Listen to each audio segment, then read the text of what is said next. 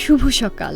আজ শনিবার 12 এপ্রিল 2025 খ্রিস্টাব্দ, 29 চৈত্র 1431 বঙ্গাব্দ, 13 শাওয়াল 1446 হিজরি। 1955 সালের আজকের এই দিনে পোলিও টিকা উন্নয়ন সাধন করেন ডাক্তার জোনাস শক। একই সঙ্গে তিনি ঘোষণা করেন যে পোলিও টিকা নিরাপদ ও কার্যকর।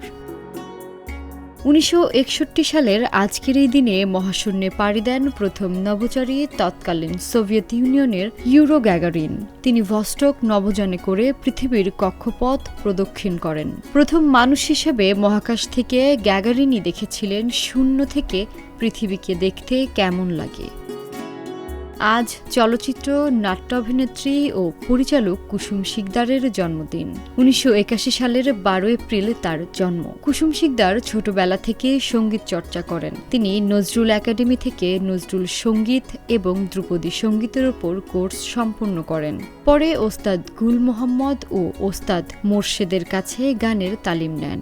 2002 সালে তিনি লাক্স আনন্দধারা ফটোজেনিক চ্যাম্পিয়ন হওয়ার গৌরব অর্জন করেন।